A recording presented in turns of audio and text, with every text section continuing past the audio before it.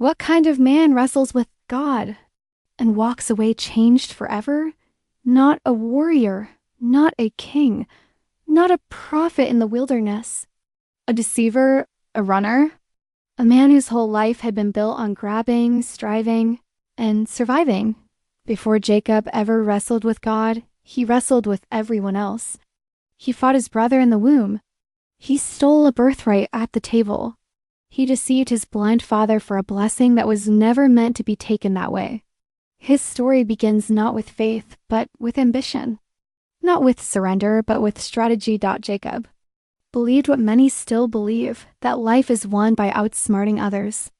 That blessing comes from control. That security is something you take, not something you trust God for. But every stolen victory came with a cost. After deceiving Esau, his own brother wanted him dead. Jacob ran not as a hero, but as a fugitive. One night, alone in the wilderness. With a stone for a pillow, the sky opened. He dreamed of a stairway reaching from earth to heaven, angels ascending and descending, and God standing above it. God spoke promises Jacob had not earned. Protection, presence, purpose. It was the first time Jacob encountered grace. Not because he was good, but because God is faithful. Jacob's story opens with tension even before his first breath, as if his life were marked by struggle from the very beginning. In the womb, he and his twin brother Esau fought, and when they were born, Jacob came out grasping Esau's heel. That image becomes a symbol of his entire character, a man always reaching, always trying to secure position, always afraid of being second. His name itself means heel grabber or supplanter, pointing to someone who advances by pulling others down. From the start, Jacob lives with the belief that blessing is limited, but if someone else has it, he must take it before it disappears. As he grows, this mindset shapes every decision. He watches his brother Esau, strong, favored, naturally positioned as the firstborn. Instead of trusting that his own life has a purpose in God's plan, Jacob measures himself against his brother. Comparison feeds insecurity, and insecurity feeds manipulation. When Esau returns exhausted from the field, Jacob sees opportunity instead of compassion. A bowl of stew becomes a transaction. He trades temporary relief for something sacred, the birthright. It is not just a clever deal. It reveals a heart that believes destiny can be bought if the timing is right. The deception grows darker when Jacob conspires with his mother to trick his blind father Isaac. Disguised as Esau, he steals the blessing meant for his brother. This moment shows how far striving can go when trust in God is absent. Jacob already had God's prophetic promise over his life before birth, yet he acts as though everything depends on his own scheme. Fear of losing drives him more than faith in what God has spoken. He believes control is safer than surrender. But every act of grasping creates distance. The blessing he thought would bring security instead brings conflict, division, and exile. His brother's anger forces him to flee. The home he fought to secure becomes the place he cannot stay. This is the hidden cost of striving. When a person tries to force outcomes, they often lose the very peace they were trying to protect. Jacob's early life shows a man who confuses movement with progress and strategy with wisdom. He is active, intelligent, and determined, but spiritually restless. He chases advantage yet never feels settled, because self-effort cannot produce inner assurance. His story reveals a universal struggle. When identity is built on comparison and fear, life becomes a constant competition instead of a journey of trust in a faithful God. Running from home with nothing but fear and uncertainty, Jacob reaches a place where his strength, plans, and cleverness can no longer help him. The man who once controlled situations now lies alone in the wilderness with a stone for a pillow, exposed to the night sky. This is the lowest point of his life so far, cut off from family, hunted by his brother's anger, and unsure of his future. Yet it is here, not in comfort or success, that heaven opens. His emptiness becomes the setting for a divine encounter. As he sleeps, he dreams of a stairway stretching from earth to heaven, with angels ascending and descending on it. Above it stands God, not distant, not silent, but present and speaking. This image changes everything. It shows that even when Jacob feels alone, there is unseen activity between heaven and earth. God is not absent from his story. He has been involved all along. The dream reveals connection where Jacob assumed separation, purpose where he felt loss. Then comes the shock of grace. God speaks promises that Jacob has done nothing to deserve. Protection on the journey, a future and descendants, land and legacy. God declares his presence and faithfulness, saying he will not leave Jacob until his purposes are fulfilled. This is not a reward for good behavior. It is a covenant rooted in God's character, not Jacob's performance. The deceiver, the manipulator, the fugitive receives assurance instead of condemnation. Grace interrupts the pattern of fear and striving. For the first time, Jacob sees that blessing is not something he must steal. It is something God gives, by promise. Yet, even in this holy moment, his response shows he is only beginning to understand.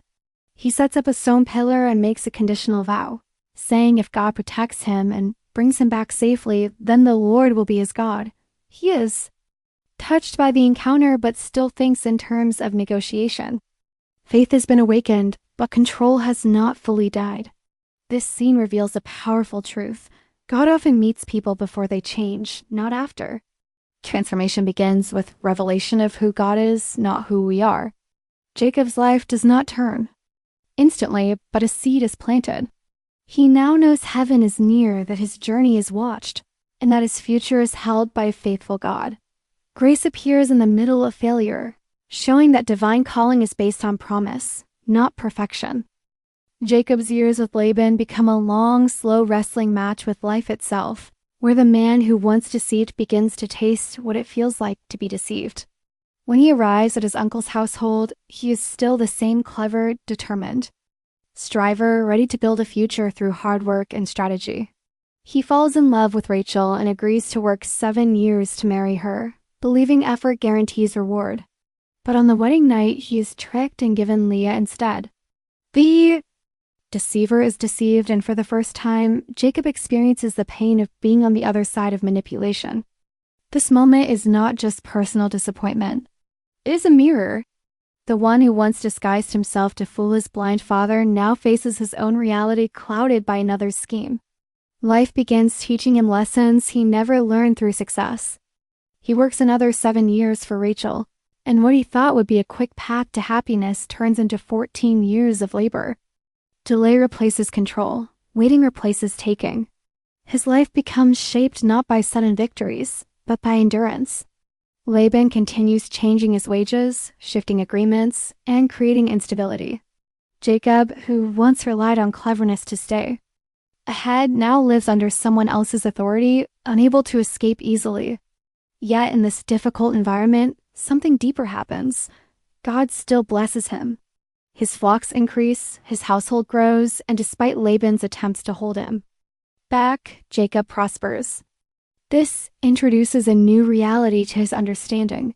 Blessing can come through God's favor, not just human strategy. But outward growth does not mean inner rest. Jacob is building wealth, family, and influence, yet his heart remains unsettled. Rivalry between Leah and Rachel creates tension in his home. Competition, comparison, and striving still surround him, just in different forms. The external wrestling has not yet produced internal peace. He is learning through experience that success does not silence insecurity. These years are like a refining fire. They slow him down, humble him, and expose the limits of self-reliance. Life becomes the teacher God uses when direct confrontation has not yet happened. Every broken expectation chips away at the illusion that control guarantees security.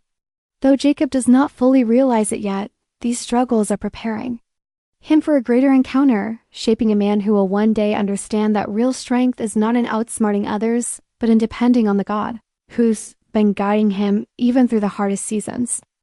After years of building wealth, family, and stability, Jacob hears the call to return to the land he once fled.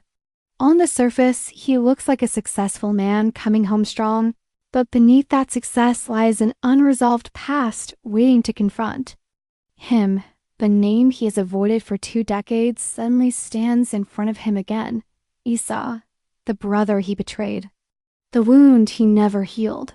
The sin he outran but never faced. News comes that Esau is approaching with 400 men, and in that moment, all of Jacob's growth seems to collapse under a wave of fear. The old instincts rise immediately. Instead of resting in the promises God had spoken years before, Jacob turns to strategy. He divides his people and livestock into groups, thinking if one is attacked, the other might escape.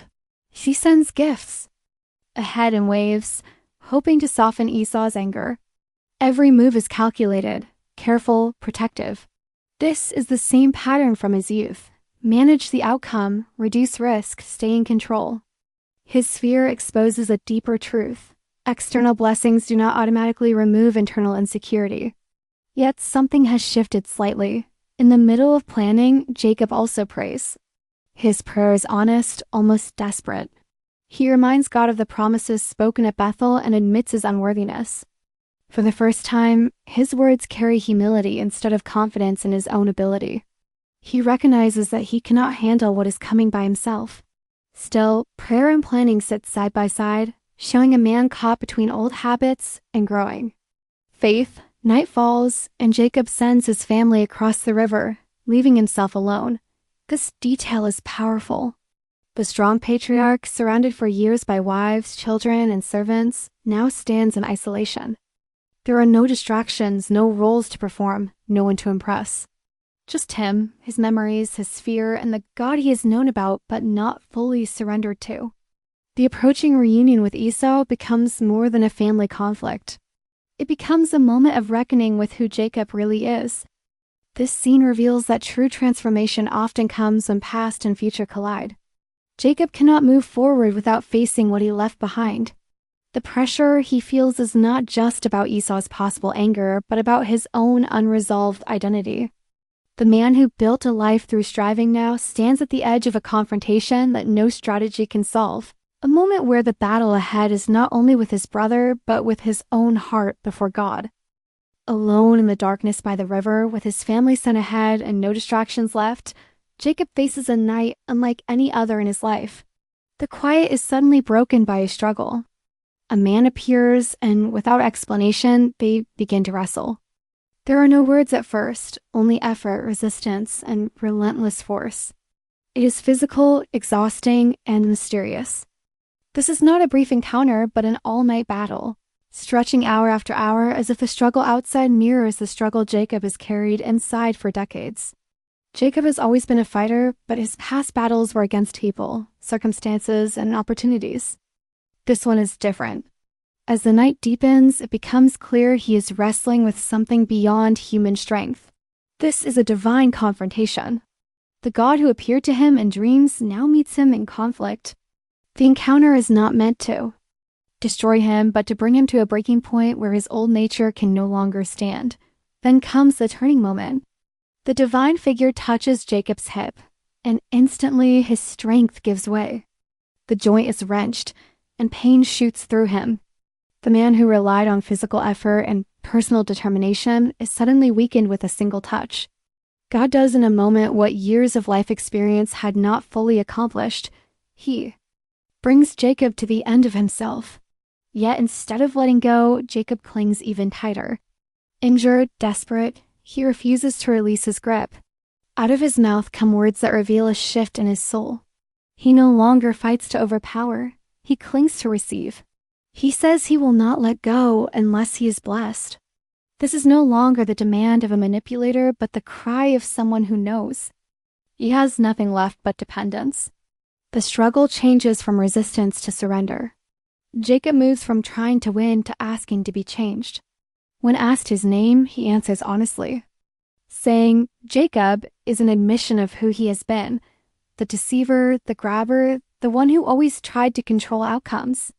In that confession, the old identity is exposed. God responds by giving him a new name, Israel, marking a new reality. The fight that began in darkness ends in revelation, where weakness becomes the doorway to transformation and clinging replaces striving as the path to true blessing. When the night of wrestling ends and the sun begins to rise, Jacob stands as a different man, though the change is not immediately visible in wealth or status. The first sign of transformation is not triumph, but a limp. His hip has been touched, and every step forward now carries the mark of that encounter. The wound is permanent, a physical reminder that his life was altered not by his strength, but by his breaking. The man who once ran swiftly through life by his own effort now walks slowly, dependent, aware of his limits. But alongside the limp comes something even greater, a new name. No longer Jacob, the deceiver and grabber, he is called Israel, one who struggles with God and prevails. This renaming is not cosmetic. It represents a shift in identity at the deepest level. His past no longer defines his future. The core of who he is has been rewritten, not by personal achievement, but by divine declaration. Identity is no longer rooted in insecurity or comparison, but in a relationship that survived the night of confrontation. This inner change is immediately tested when he finally meets Esau. The moment that once filled him with terror now unfolds differently. Instead of positioning himself as a master strategist, Jacob bows repeatedly as he approaches his brother. Humility replaces pride. Openness replaces defense.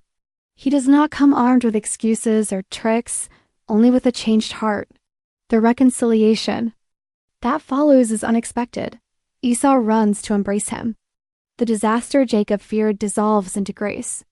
What years of planning cannot guarantee, surrender had already prepared. Jacob recognizes something profound in that moment. Seeing Esau's forgiving face feels to him like seeing the face of God. The wrestling match by the river was not separate from this reunion. It was preparation for it. The greatest battle had already been fought in the darkness of his soul. Now he walks into the daylight carrying peace instead of fear. From this point forward, Jacob's life carries a quieter strength. He is still human, still imperfect, but the driving force of striving has loosened its grip. The limp keeps him mindful, the new name keeps him grounded, and the memory of that night keeps him aware that true victory comes when a person stops running from God and allows divine hands to reshape who they are from the inside out.